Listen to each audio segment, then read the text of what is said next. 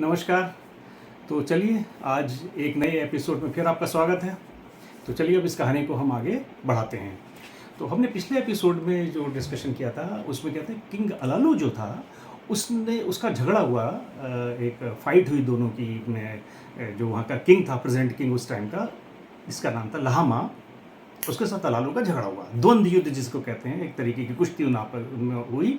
वो महल की जो टावर है वहाँ से वो नीचे गिर गया और नीचे गिर के उसकी डेथ हो जाती है।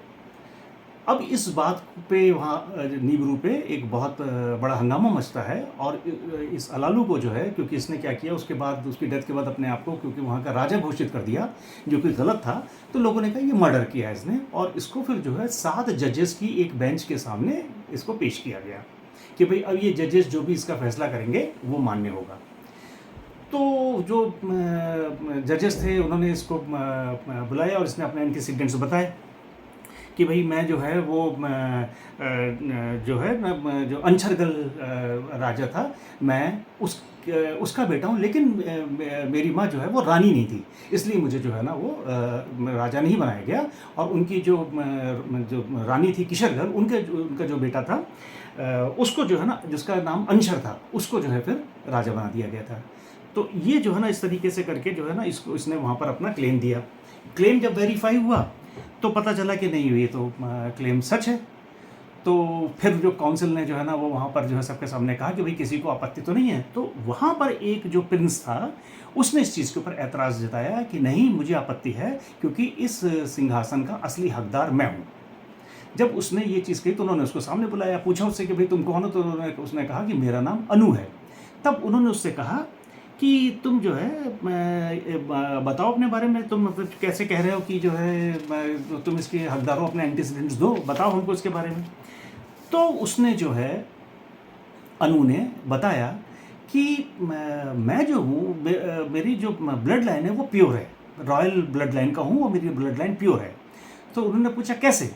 तब उन्होंने बताया कि जो फर्स्ट किंग थे एन, उनके 3 बेटे थे।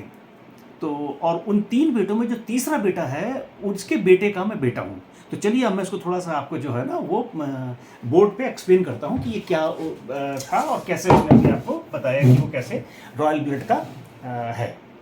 तो जो उसका कहना था अनु का, उसने कहा कि जो राजा एन थे, जो पहले राजा थे, उनके 3 बेटे हुए, एंकी, एनइब और एन उरु, 3 उनके बेटे थे। जो एंकी था वो वहाँ का अनु के एन के बाद जो है वो सेकंड राजा बना, लेकिन उसकी कोई शादी नहीं हुई थी और उसकी डेथ हो गई थी। तो उसके बाद उसके भाई एनिब को जो है ना वो राजा बना दिया गया था। एनिब के बाद जो है वो तीसरा भाई और था जिसका नाम था एन उरु। लेकिन उधर क्या हुआ कि एनिब की शादी जो है ना वो अपनी हाफ सिस्टर से हुई जिसका नाम था निनिब, और निनिब का जो बेटा हुआ उसका नाम था अंशरगल। ये वहाँ का चौथा राजा था नीबरू का। और इसी चौथे राजा की जब शादी हुई किशरगल से, तो किशरगल जो है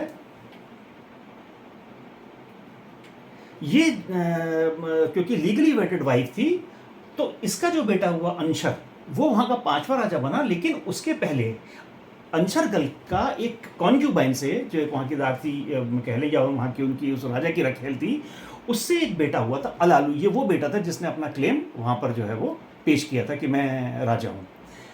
तो ये जो अनु था उसने कहा कि मैं जो है, क्योंकि एन की जो डायरेक्ट बेटा था एन का, जिसका कि नाम जो है एन उरु था, उनकी शादी हुई अपनी हाफ सिस्टर से निन उरु से, और निन उरु का जो बेटा था उसका नाम था इनामा। इनामा की भी जो शादी हुई अपनी हाफ सिस्टर से, उनका जो बेटा था वो था अनु। तो उसने कहा कि मेरा तो ब्लड जो है, ब्लड लाइन बिल्कुल प्योर है, क्योंकि मेरे अंदर जो है ना अपने पुरखों का खून है और मैं जो है ना फर्स्ट बॉर्न सन हूँ जो है मैं राजा एन के बेटे का, तो इसके ऊपर मेरा हक है। तो अब जब उसने ये चीज़ जो है ना वहाँ डिस्क्लोज करी, तो इस पर जो वो काउंसिल थी उसने फिर जो है ना रिकॉर्ड्स मंगाए, उस चीज़ को जो है ना वो देखा। और जब उन्होंने देखा कि मतलब जो है ना ये एंटीसीडेंट्स इसके जो है अनु के, वो उन्होंने ठीक पाया, उन्होंने कहा हाँ ये बात तो सही है। तो जब ये बातचीत वहाँ हो रही थी तो अलालू जो है ये जो है तेज़ी के साथ जो है वो अनु की तरफ बढ़ा, उसको अपने गले से लगा लिया। उसने कहा अरे हम लोग तो जो है ना भाई हैं और एक ही जो है ना ब्लड के हैं। और उसने जो है वो कहा कि ठीक है, ये जो है ना जो है अनु का भी रॉयल ब्लड है, लेकिन मेरा प्रपोजल ये है कि ये मेरा सक्सेसर बनेगा, मेरे बाद इसको राजा बनाया जाए। और उसने एक प्रपोजल ये रखा, क्योंकि जो है हम इस रॉयल लाइन को आगे बढ़ाना चाहते हैं। तो अलालू ने कहा कि जो मेरी बेटी है उसकी शादी अनु के बेटे के साथ मैं करने को तैयार हूं। तो जब ये प्रपोजल इसको रखा गया तो इस पर विचार हुआ, पता नहीं किसी वजह से अनु ने जो है हेजिटेंटली, मतलब जो है ना कुछ सोचते पशोपेश में होते हुए भी इस प्रपोजल को अलालू के वो एक्सेप्ट कर लिया। और वो जो है जो जब उसने एक्सेप्ट कर लिया तो अलालू जो है ये वहां का जो है 9th किंग बन गया, नीब्रू का 9वां राजा। अलालू जो है ना फिर वो डिक्लेयर कर दिया, काउंसिल ने जब देखा कि जो है ना वो अनु तैयार है इस प्रपोजल के लिए। अब जो सबसे पहली प्रायोरिटी थी सबके सामने, जैसा कि हमने पहले भी डिस्कस किया था, क्योंकि वहाँ का एटमॉस्फेयर जो है ना वो धीरे धीरे जो है बर्बाद हो रहा था। तो अलालू जो था वो एक ट्रेंड स्पेस पायलट था, और उसने जो है वो सारी जो पॉसिबिलिटीज़ थी, जो उसके जो नीब्रू के साइंटिस्ट थे, जो भी उन्होंने जो है ना वो डिस्कशन किया था कि भाई क्या क्या हम पॉसिबिलिटीज़ हैं अपने एटमॉस्फेयर को बचाने की, उस पर उसने बहुत गहन विचार किया। और उसने कहा कि ये जो प्रपोजल है कि गोल्ड को क्रश करके उसके पाउडर को अगर हम एटमॉस्फेयर में छिड़क देते हैं, अगर इससे ही हमारा काम हो जाता है तो ये एक बहुत अच्छा प्रपोजल है। तब उसने जो है ना कहा कि भाई देखो इसका जो है ना सर्वे करना चाहिए सोलर सिस्टम का। तो उन्होंने फिर जो है ना सोलर सिस्टम का पूरा सर्वे किया। तो फिर वो सारे मतलब जो है ना ग्रह जो है ना नेपच्यून, यूरेनस, उन सबको उन्होंने जो है ना सर्वे किया। तो साइंटिस्ट ने जब स्कैन किया तो पता चला कि जो एस्ट्रॉइड बेल्ट है बिटवीन जुपिटर एंड मार्स, ये जो एस्ट्रॉइड बेल्ट है वहाँ पर जो है इसकी पॉसिबिलिटी गोल्ड मिलने की काफ़ी ज़्यादा है। तो अब जब ये जो है उन्होंने अपनी रिपोर्ट दी सर्वे की, तब वहाँ पर उसने अलालू ने जो है ना कहा कि भाई ठीक है, स्पेस शिप्स जो है तैयार किए जाएं, और ये स्पेस शिप जाएंगे वहाँ पर जाके एस्ट्रॉइड बेल्ट के ऊपर जो है ना लैंड करके वहाँ से गोल्ड को ड्रिल करके लाएंगे, उसको हम जो है ना पाउडर करेंगे और उस पर हमारे इस एटमॉस्फेयर में इसको छिड़का जाएगा और अपने एटमॉस्फेयर को हम बचाएंगे। तो वो जो है वहाँ से स्पेसशिप जो है ना वो भेजेगा एस्ट्रॉइड बेल्ट की तरफ। लेकिन एस्ट्रॉइड बेल्ट में जो है ना बहुत ज़्यादा डिस्टर्बेंस होने की वजह से वहाँ पर ग्रेविटेशनल फोर्स जो है ना डिफरेंट एस्ट्रॉइड्स का डिफरेंट और था, प्लस जुपिटर का जो है ना बहुत हैवी जो ग्रेविटेशनल फोर्स था। उसकी वजह से हुआ क्या कि ये जो स्पेस शिप्स थे ये वहाँ एस्ट्रॉइड्स के साथ टकरा गए, और उनमें से कोई भी स्पेस शिप जो है ना वो वापस नहीं आया, और ये स्कीम उनकी जो है ना वो फेल हो गई। अब इससे वहाँ पर नीब्रू पे बहुत बड़ा एक डिसअपॉइंटमेंट जो है ना वो हुआ जब ये जो स्कीम फेल हो गई। तब उन्होंने कहा कि भाई अब ठीक है, अब ऐसा करते हैं, फिर हम एक दूसरा जो अल्टरनेटिव है उसको देखते हैं। तो फिर उन्होंने क्या किया कि अपने जो न्यूक्लियर वेपन्स थे उनको लोड किया स्पेस शिप्स के ऊपर, अपनी शिप्स के ऊपर, और उन शिप्स से उन्होंने क्या किया कि जो वहाँ पर डॉर्मेंट जो सोए पड़े हुए थे उनके जो ज्वालामुखी थे, जो वोल्केनोस थे, उसमें उन्होंने उनको जो है ना वो ब्लास्ट करने के लिए न्यूक्लियर वेपन से उन्होंने जो है उनको ब्लास्ट किया। और जब उस पर मतलब जो है ना ब्लास्ट किया तो उससे पूरा ग्रह हिल के रह गया, क्योंकि बड़ा भयंकर वहाँ पर ब्लास्ट हुआ, क्योंकि कई सारे वोल्केनोज में उन्होंने ये न्यूक्लियर वेपन से अटैक किया, उसको ब्लास्ट किया, और काफ़ी तगड़ा जो है ना इरप्शन वहाँ से मतलब जो है ना वो हुआ। लेकिन वो एक जो है ना एक वन टाइम एक्टिविटी होकर रह गया। बहुत तेज़ इरप्शन तो हुआ लेकिन वो काफ़ी अपने आप को सस्टेन नहीं कर पाया, और फिर वो एज इट इज़ जो है ना फिर वो ठंडे पड़ गए वोल्केनोज। अब तो बिल्कुल ही वहाँ पर मतलब जो है ना एक तरीके का जो है ना वो बिल्कुल लोग बिल्कुल मायूस हो गए कि भाई अब क्या करें। तो अब कोई भी मतलब जो है ना कुछ अपनी जो कैलेमिटीज़ थी, जो वहाँ प्रॉब्लम थी, उनका कोई अंत उनको नज़र होता हुआ नहीं दिखाई दिया, और टाइम द टाइम जो है ना वो बीतता गया।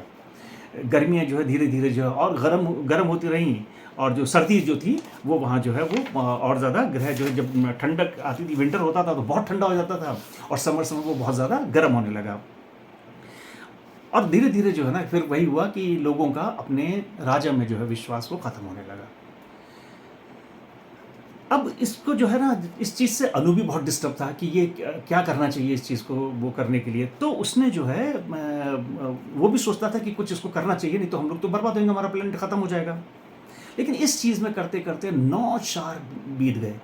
9 शहर का जो मतलब है वो समझिए कि अगर हम अर्थ ईयर्स में देखें तो 9 शहर का मतलब हो गया करीब करीब 32,400 साल अर्थ के। इतना टाइम जो है वो वहाँ पर निकल गया। 9 शहर तक जो है ना अलालू ने जो है वो वहाँ पर वो शासन करता रहा, लेकिन इसका कोई हल वो लोग नहीं निकाल पाए। तो 9वां जब शहर शुरू हुआ उसके बीच में जो है ना अनु ने फिर विद्रोह किया। अनु ने कहा कि नहीं, ऐसे नहीं चलेगा और इसके लिए हमें कुछ ना कुछ सोचना पड़ेगा और अलालू से ये कुछ नहीं हो पा रहा है। चैलेंज करता हूँ, इसको अपना गद्दी छोड़नी चाहिए और अब मुझे जो है ना वो राजा बनाना चाहिए। काउंसिल बुलाई गई, काउंसिल बैठी, कहा कि भाई वहाँ पर हमारे यहाँ कस्टम है कि मैं राजा के साथ जो है ना द्वंद्व युद्ध करूँगा, जो जीतेगा वो शासन करेगा। तो अलालू इसके लिए मना नहीं कर सकता था क्योंकि ये नीब्रू का कस्टम था। तो जो सेंट्रल प्लेस था नीब्रू का, वहाँ पर जो है ना ये पूरा अरेंजमेंट किया गया। पूरी पब्लिक, वहाँ की जो कॉमन पब्लिक थी और जो रॉयल और जो वहाँ के डिस्टिंग्विश्ड लोग थे, वो सब वहाँ पर जो है ना इकट्ठा हुए और वहाँ पर जो है ये द्वंद्व युद्ध उन दोनों के बीच में, अलालू के और अनु के बीच में शुरू हुआ। अलालू एंड अनु के बीच में, और काफ़ी देर उनके बीच में द्वंद्व होता रहा और फिर अलालू जो है वो नीचे गिर पड़ा। और जब वो नीचे गिर पड़ा और अनु ने अपना पैर उसके सीने पर रख दिया तो उसको विजयी घोषित कर दिया गया। और फिर वो मतलब जो है ना पब्लिक वैसे ही अलालू से नाराज़ हो रही थी, तो वो उन्होंने उसको जो है ना अपने कंधों पे उठाया और लेके महल की तरफ मतलब जो है ना चले। और फिर जो है ना काउंसिल ने जो है ना उसको जो है वो अनु को 10वां राजा, 10th किंग जो है ना वो डिक्लेयर कर दिया। तो जो थका हारा जो अलालू था वो महल की तरफ नहीं गया और वो धीरे से वहाँ से जो है ना वो खिसक लिया और वो चुपचाप से जो है वहाँ से जो है महल में जाने की बजाय, हालांकि उसको जाके महल में अपना सिंहासन, एक जो प्रथा थी जो उसके हिसाब से उसको जो है ना अनु को सौंपना चाहिए था, वो उसने नहीं किया। वो वहाँ से सीधा चला गया जो है ना स्पेस सेंटर की तरफ, जहाँ पर कि नीब्रू के स्पेसशिप्स रखे जाते थे। जैसे कि हमने भी बताया कि वो एक ट्रेंड पायलट तो था ही, उसने जो है ना वहाँ पर एक शिप तैयार किया जिसकी फुल्ली मतलब एडवांस्ड मिसाइल से उसको जो है ना लोड किया गया।